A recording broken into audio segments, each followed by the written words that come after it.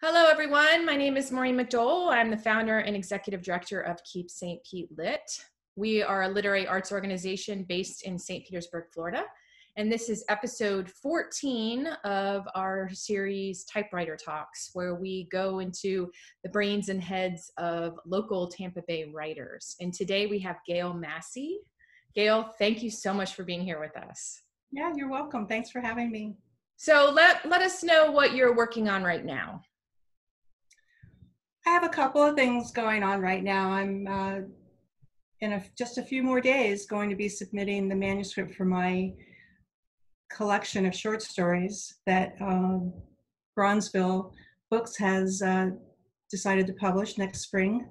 So I'm wrapping up those 13 stories and hitting the send button very soon. Oh, that's so exciting. It's very exciting, yeah. How long have you been working on those? Well, these are stories that I've been working on for 10 years, not with a collection in mind, but just with getting published in mind and starting a writing career. So, but it occurred to me to put them all in a volume and see how that went. And it's going pretty well so far. So some of the stories are 10 years old and some of them I just finished last week. Well, one of them. Cool. So is there a thread through all of them? Are they kind of standalone pieces? They are standalone pieces. They're mostly, almost all written from a woman or a girl's point of view about growing up in this world. Mm-hmm. There's not exactly a theme running through them though. Mm-hmm. Short stories, I've mentioned this before, like it's so admirable people that attempt that genre, because a really great short story just like hits you in the gut, and it's like an adrenaline shot, and so good for you for like I don't think I could master the art of short story. Well, I'm not going to say that I'm a master by any means. I think the later stories, I have a better concept of what I'm trying to do, with the piece.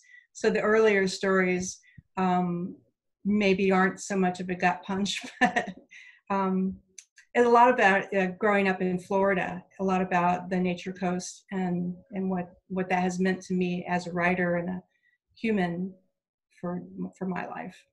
So, are you inspired by place? Or do you have a plot in mind when you start something, or are you driven by the characters, or kind of all of them?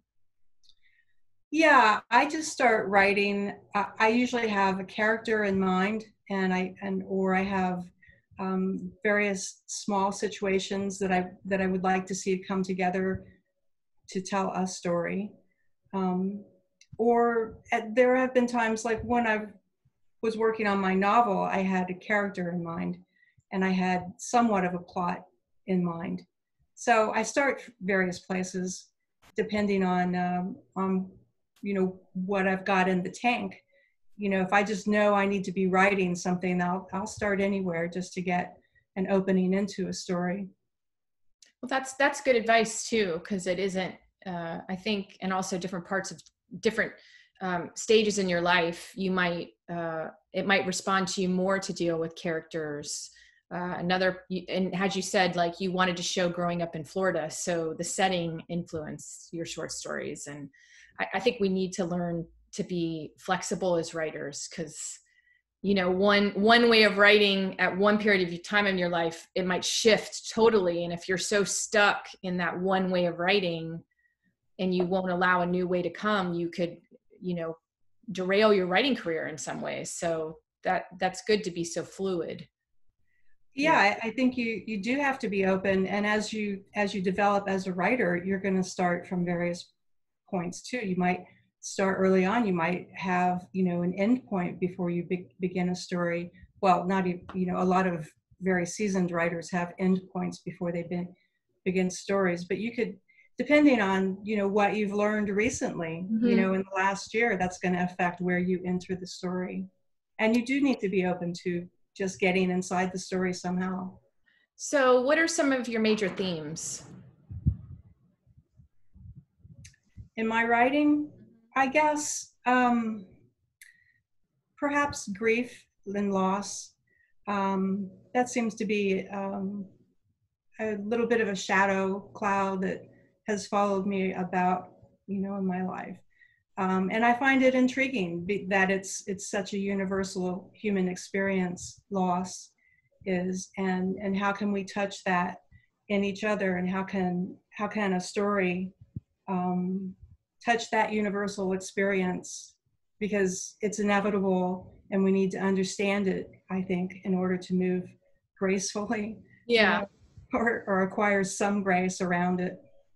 It's actually I won't say like a common theme, but it's come up in these interviews at least 3 or 4 times, that grief was something that writers were grappling with, and also trying to find their way through and to understand.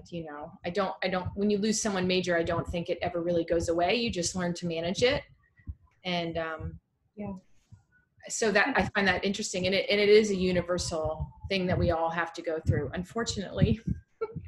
Well, and right now we're all dealing with just everyday things that we've lost. We don't get to do so many things that we had been doing up until now. I was just talking with some folks about how sad it is that we can't go see movies right now, because Yeah, it's such a major source of comfort and sometimes distraction. that's what my daughter misses the most, is going to the movies. We would go to the Tuesday night movies, and she really just like, that's the one thing that she's grieving, and she's 14, the most, is the movie theaters. And I mean, who knows when it'll be safe to go to the movies again. It's such a weird, how much this year has changed. It's changed everything, and we don't even know how to proceed at this point. No. So what is a typical day for you, like, as a writer? Well, I don't write every day. A lot of people do, and I think it's good advice that I just don't seem to be able to adhere to. I avoid writing. If I have a completed project, I feel like, well, that's free time. Then I just get to sit around for a while. I just go through my day. I wake up, I have a cup of coffee, and really fortunate that we have a swimming pool out back, and so I can get some exercise without getting overheated. I have a studio out back where I do my work, whatever that work might be that day. It could be, writing something for a journal or a magazine, or just trying to start a new project, or finishing up, or editing, spending a lot of time editing these days. And then I'm usually done by 4 or 5 o'clock in the afternoon. I'm done. I'm wiped out. My brain is needing a rest. Yeah. I think it's important to find your own rhythm. Everybody seems to have, some people, have full-time jobs, and they're squeaking in the writing either before or after work, or on their lunch break, or, people can think that you have to have, some people aren't even happy. Where they have no work and they can be a full-time writer, and they're like, wait a minute, this is way too much time. I need something else to kind of keep the gears going. So I've been, my most productive times have been when I have like very little time. Really? That's interesting. You're like, I have this amount of this window and I got to squeeze it in. And yeah, I understand that. That makes sense. So what would be your advice you'd give to your younger writer self? Yeah, that's a great question. I think really it's about perseverance. So I would say to my younger self, stick with that whole stubborn streak, because it's going to work out in the end. Yeah. I never considered myself a stubborn person, but lately it's come to light that I actually am. Oh, that's funny.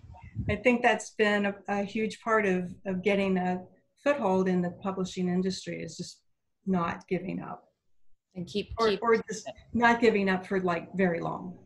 Yeah, that's a good point. Because sometimes you can feel defeated or life gets in the way, but the goal is to always come back to it. Yeah. And not necessarily beat yourself up for that time that you had to regroup, refresh, recalibrate, all the re's. Yeah. That makes sense. Not beating yourself up is really important, and you have to learn to be gracious with yourself over time if you're going to continue writing. Who are some of your favorite writers? Well, in general, I really love reading Marilynne Robinson's work and Elizabeth Strout's work. And I recently found this new writer. Well, she's not new, but this is going to show up backwards, isn't it? Oh, go ahead. I'm sorry. I got excited. I finished that book. Yeah. Didn't it blow you away? She's actually doing a talk through Atlantic. Is it Atlantic? Not Atlantic Monthly.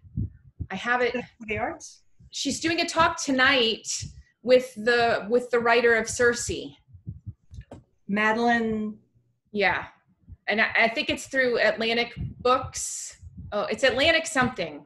And but I can send you the link because it'll be too late tomorrow, anyone that's watching this. But yeah, she's doing a talk with, and I read Circe also. So that's a great book too. They're doing a talk at 8 p.m. tonight.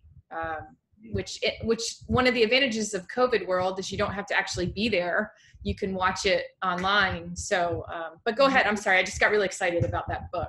Yeah. Well, that book, oh my God, it was everything you could want in a novel. It was a complete emotionally satisfying journey. Mm-hmm. It is a great American novel. And I loved how they showed just the life of a young writer. And, sometimes it takes a little bit longer. I won't give anything away than what the character experienced, but they really kind of showed just the early life of a writer and waiting tables and, living. I've actually lived in, mold smelling basement apartments and worked at bakeries and written in my, quiet time. And mm-hmm. It's a lovely book. And it is. And all the self-doubt that goes with choosing to write a novel or just having a writing career. I think it was very well portrayed. Here's another book that is backwards, but I fell in love with this book last year when I met Kimberly Lajewski at the Florida Book Awards. Mm-hmm. And this is the gold medal winning book in general fiction last year. It was beautiful. It's all magical realism set in Florida. It's a great book.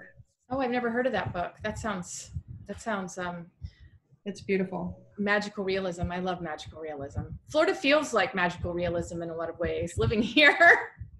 Yeah, it does. Everyone's like, you guys are the COVID epicenter. And I'm like, it's Florida. I mean, God only knows what could go on here. We have alligators that walk the streets. Have you been to Walmart lately? Like, you never know what you're going to see in Florida. So true. So are you reading those books right now? What are you reading right now?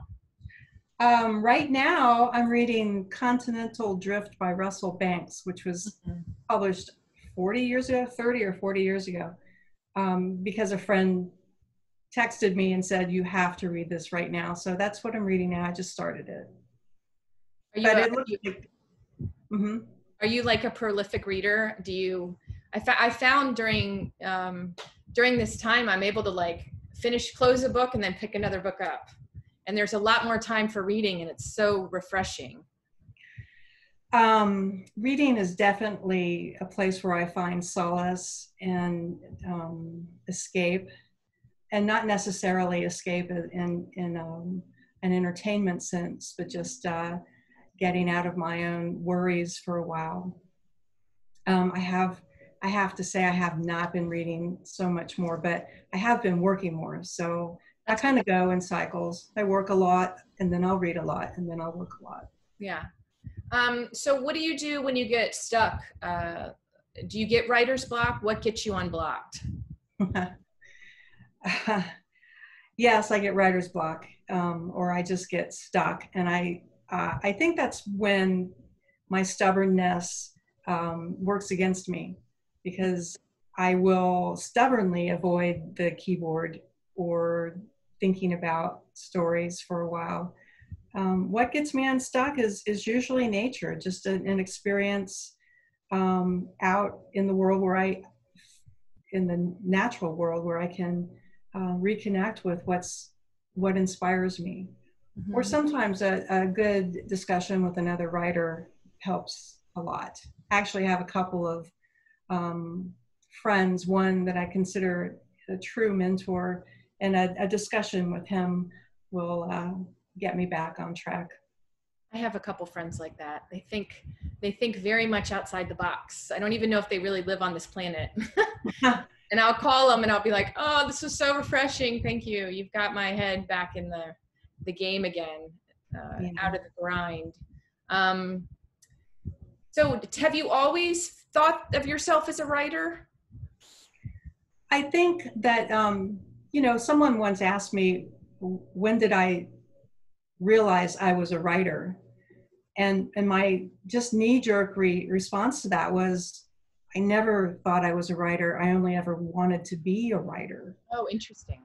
But I never thought I had the intellect to achieve anything until I got older and I started, talking back to some of the voices that I'd incorporated as a kid, telling me that I couldn't do this and I couldn't do that, or that I wasn't smart enough.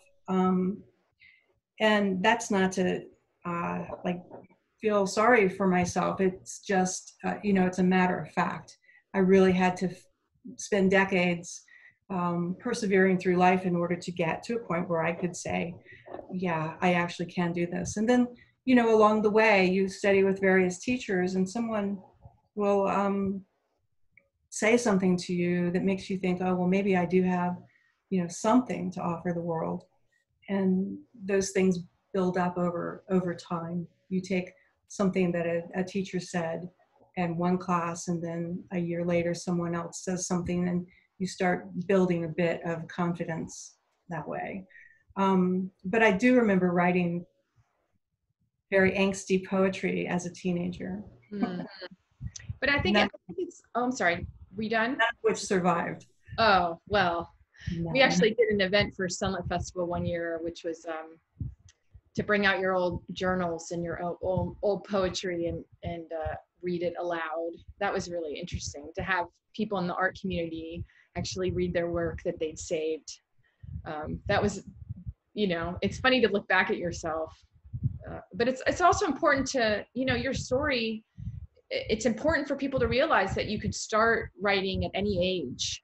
And, some people think, I catch myself doing that. I have friends that are 10 years younger or even 15 years younger. I'm 45 and they are, their poetry, since I'm a poet, is getting recognition. And I find myself going like, did I miss my window? But then I was like, you know what? No, like I had life to lead and I had to do what I had to do.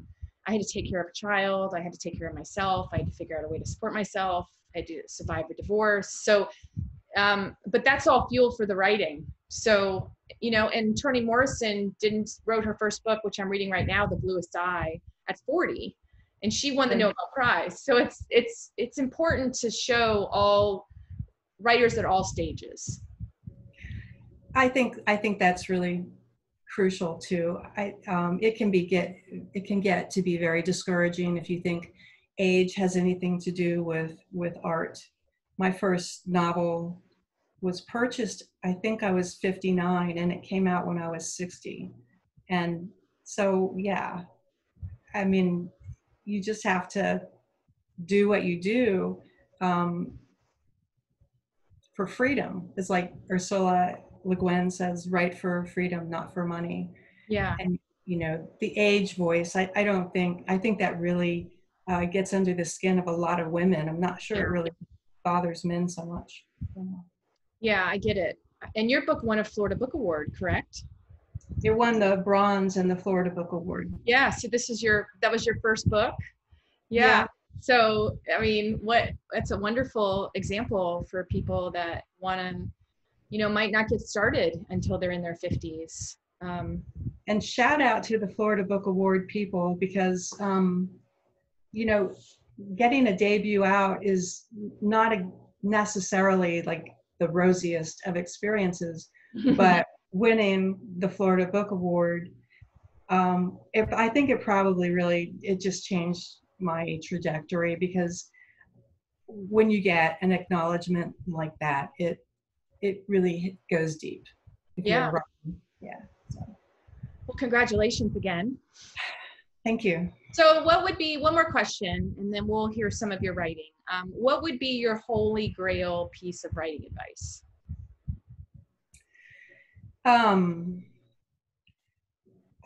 I go back to something that I heard Michael Carita say. Well, could I have two? Sure. Yes, of course. He said, let's see, keep your head down and keep moving forward. Mm-hmm. So that to me meant a lot when I was writing my novel, because it's such a big undertaking to start out with 0 words and go up to 80,000 words. Yeah. Over a period of 1 or 2 years. You really do just have to keep your head down and keep moving forward and keep adding to that word count.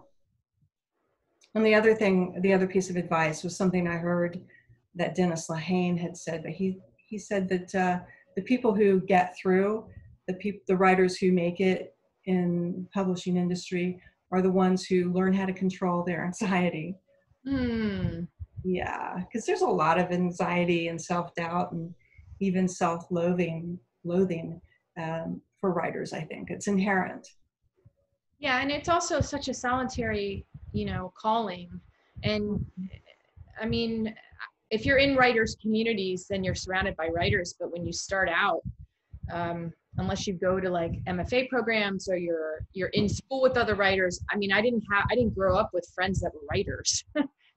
So and then I can't even tell you how many times I was told, especially being a poet, are you going to get a real job? I was a poet and a mother for a 6-year stretch. And it was like, I can't even tell you how much slack I got, because I was choosing, even at the detriment of, sometimes the power was shut off. That's not a good mother, but it was just, I had to write. I had to figure out a way to do this. I knew this, I wouldn't be happy if I wasn't. So I think that is a really valuable piece of advice. I love that. Just keep your head down. Get the work out. Well, you can get so distracted by, competition, comparing yourself to other people. Just trying to figure out the industry. Had I figured out the industry prior to finishing my novel, I might have turned back. You can get very distracted by the industry itself. There's so much going on. So yeah, keeping your head down, especially, if it's your first novel or your first collection of poems, really, it's so important just to focus internally and get that work done. What advice would you give? I have another question I thought of. What advice would you give someone navigating the publishing industry, or is that too big of a question? Advice it's such a strange industry. It's where art meets commerce. Yeah. And artists are rarely prepared for that delta, for that collision. I don't know offhand what advice I would give. I just try and learn as much as you can. Try and hear as many stories from as many different people, because everybody's publishing experience is so vastly different. Yeah. Yeah. Okay, here's a piece of advice. Check in with what your expectations are and know what they are, because if you don't make them conscious, you're going to have a lot of disappointments when what you think or daydream about doesn't come true. Yeah. So that is very realistic. Yeah, that is important to realize. Some people might not even have the need to be an international bestseller. You might be fine having, you might just, the act of writing might be the part that really satisfies you. It's important to figure out what your goals are. And even some people become international bestsellers, and then they can't wait to get back to the smaller books, and that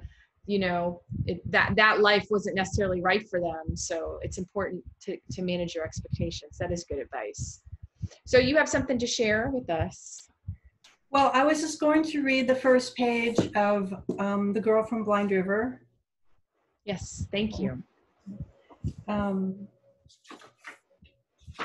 Here we go. This is page 1, chapter 1. Jamie shielded her eyes from a gust of wind blowing down the street and crossed the dirt yard in front of her uncle's trailer. A beagle huddled against the night air in the back of a pickup lifted its head and whined, but Jamie had nothing to feed it. Halfway up the porch steps, she heard the men inside grab the mail that no one had bothered to collect for the last few days and opened the door. The air inside was thick with smoke and the smell of beer and whiskey. The wind from outside lifted her uncle's ball cap, but he caught it and said, "Shut that door." He sat at the head of the kitchen table with 5 of his buddies, most of them still wearing blue work shirts from their shifts at the fertilizer plant south of town. Every Friday night, these men clocked out at 5 o'clock sharp and drove to her Uncle Loyal's place for a night of booze and poker. Years ago, she'd vowed never to become some good old boy's wife, sitting around a duplex, waiting for her life to turn out like her own mother's had. Not when she was so good at poker, and not when other 19-year-olds were already playing the professional circuit. She had almost enough money to go pro, and pretty soon her little brother would be big enough to handle himself alone with their uncle. Loyal tossed an empty pizza box on the floor and peeked at his hole cards, a bottle of Jack Daniels parked near his elbow. His best buddy, the county judge, sat to his left, looking somewhat out of place in this group with his neatly trimmed gray hair and red sweater. But his presence explained the Cadillac parked out alongside the pickups outside. The sight of him made her bristle. Keating was the one who decided Jamie and Toby would live with their uncle while their mother spent those 8 years in prison. But he rarely came around to this side of town. Oh, yes. You're like, who are all these characters? I love writing so much because I'm just like in it. It's like I can see all the characters. I've known some of those characters. Thank you so much, Gale. Yeah, you're welcome. Thank you so much for having me.